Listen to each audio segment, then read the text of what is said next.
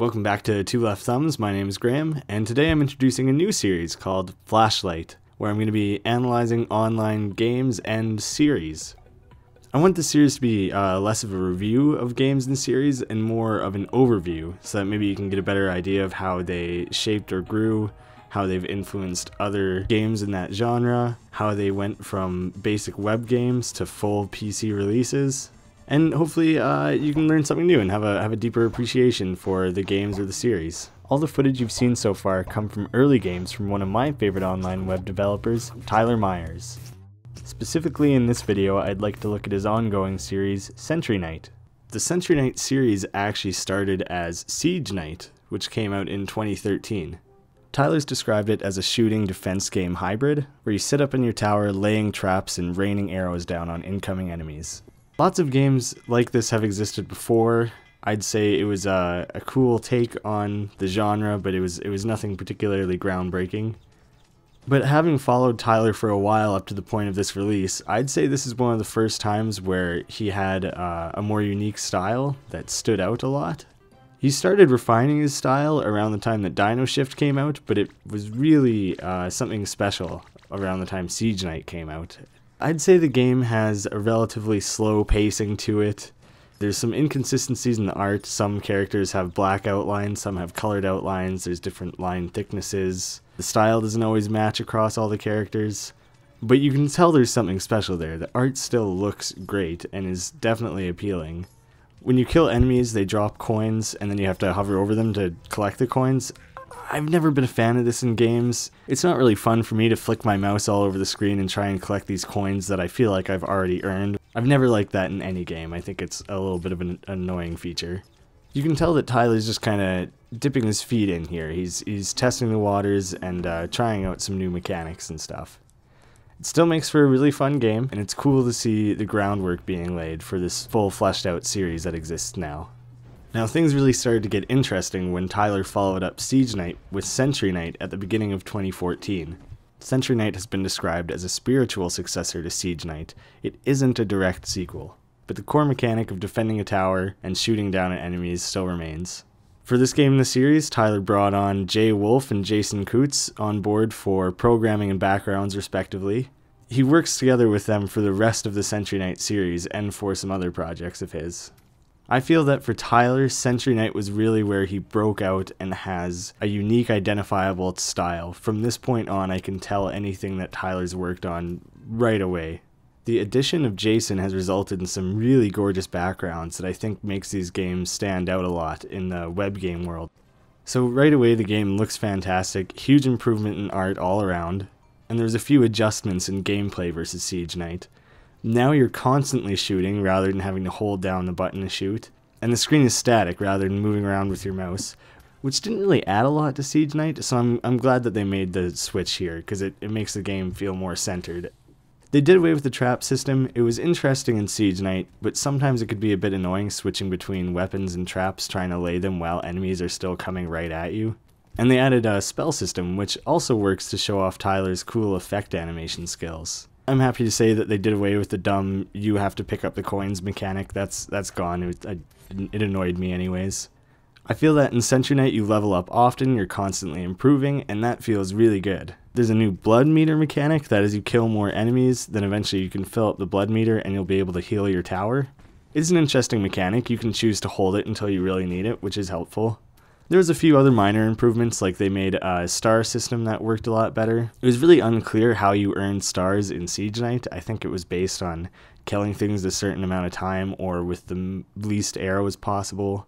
And you have goals that you work towards to earn those stars. There's also the addition of medals, which is just one of those niceties to have in games. It doesn't add anything, just neat.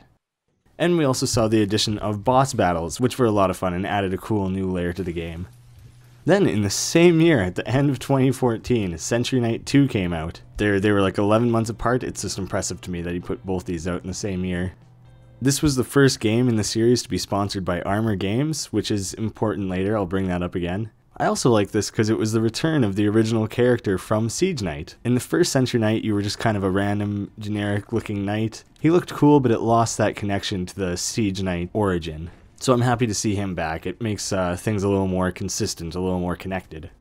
The enemies are more detailed, and the game really has a unique style now. In my opinion, they might be a little overly filtered, a little too many effects on them, different shadings and stuff. It gives them a unique look, but it also makes things look overdone, overproduced. They did away with the blood meter and added potion drops instead, which I think was a big improvement. The skill tree's been reduced, it's a little more simplified now. I feel like you don't have to overthink your choices, you just want to give yourself a nice balance of different spells and you can just cruise through it that way.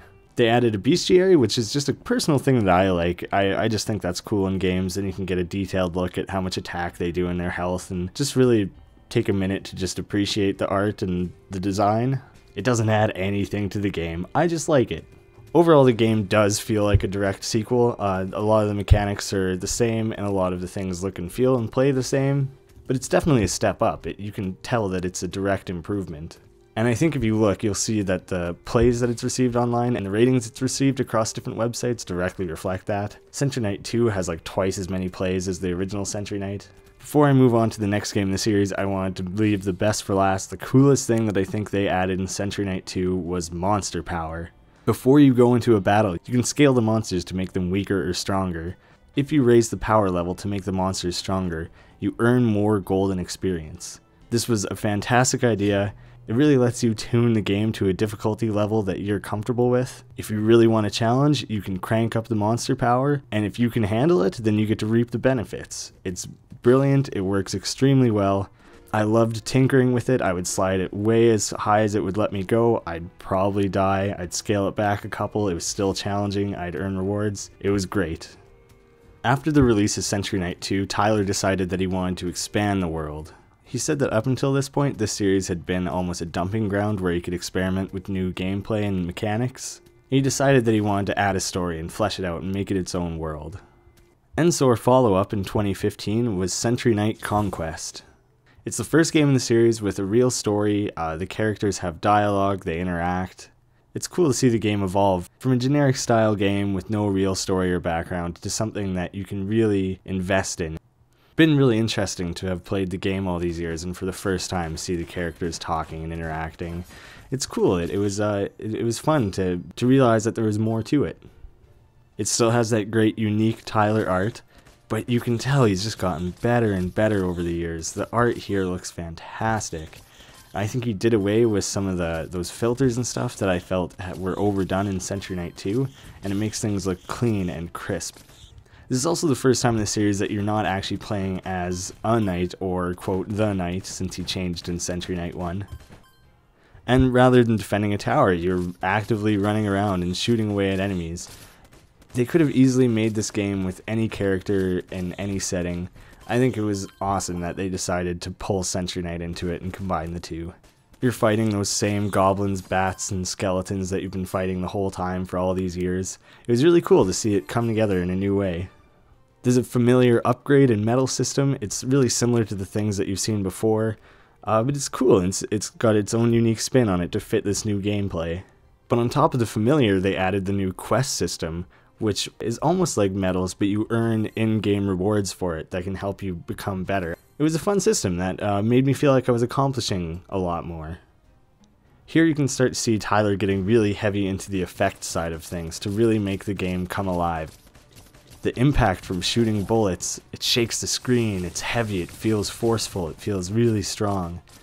It's really easy to overdo particles and make things just look ridiculous. When you sprinkle them in and use them in smart ways, it can add a really interesting dimension to your game.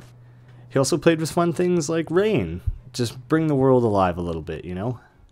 And again, another thing that's a personal preference is he added visual upgrades in this game. Going all the way back to when I used to play Diablo as a kid, this is something that I've always loved in games, that when you get a new weapon or a new piece of armor, your character looks different. You change, you grow, you look stronger, you look more powerful. It really helps emphasize the fact that your character has been improving this whole time.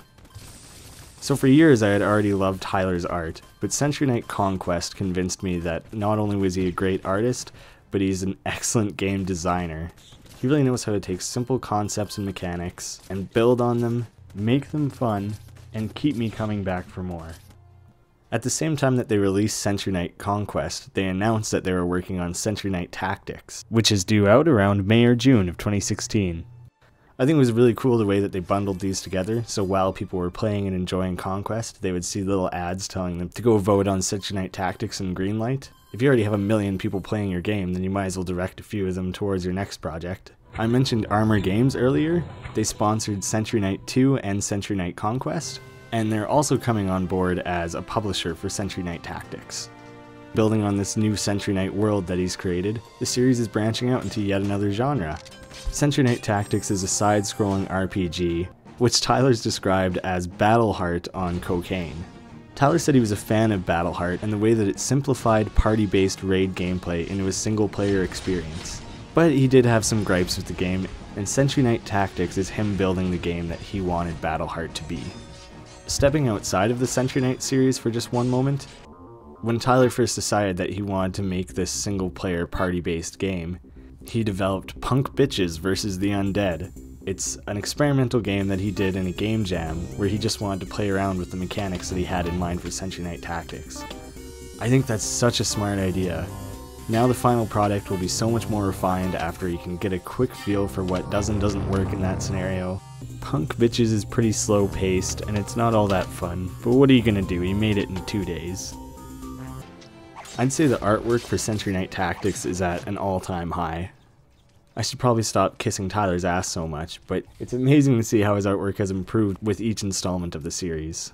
Just 2 entries ago in Sentry Knight 2 I felt like things were overdone. Now he's gone the opposite way and things are way more reduced and simplistic, and I think he finally nailed it. So on top of the Sentry Knight and the Marksman that we already know, this game is adding additional new characters like medics and rogues. And as with any good RPG, you can equip gear, which I think is a mechanic which could have fit well in any installment in this series, but it makes the most sense for the RPG. Tyler has a really good grasp on building games around a core mechanic. The core mechanic of Sentry Knight Tactics is that you drag and target with the mouse button. By simply clicking and dragging, you'll be able to choose which unit you want, what action you want them to perform, and what unit you want them to target. By clicking and dragging your hero, you'll move the entire party. By clicking and dragging your medic to another hero in your party, you'll heal them. By clicking and dragging units in your party to an enemy, you'll attack. It's very simple, and I'm very excited to see how it works in the larger game. Right now, Tyler is actually doing an ongoing blog over on Newgrounds where he talks about game design. So far he's done installments on game development, monetization, visual effects and art, and core gameplay mechanics. It's a great read for anybody, but it's really shaping up into a must-read for new developers. He has some amazing insight and some great tips, which could bring any game you're working on to a whole nother level. I hope you guys enjoyed the first installment of Flashlight. I have a list of series and games that I want to cover next. Not all of them might be as long as or in-depth as this one. There was a lot to cover with Sentry Knight. If you have suggestions for series you'd like to see me cover next, or things that I could be doing better in this series, then please let me know and I'll do everything I can to improve the series. So if you enjoyed what you saw, be sure to go check out Sentry Knight Tactics over on Steam, check out Tyler's blog over on Newgrounds, and subscribe if you'd like to see more of this series. Thanks so much for watching, everyone.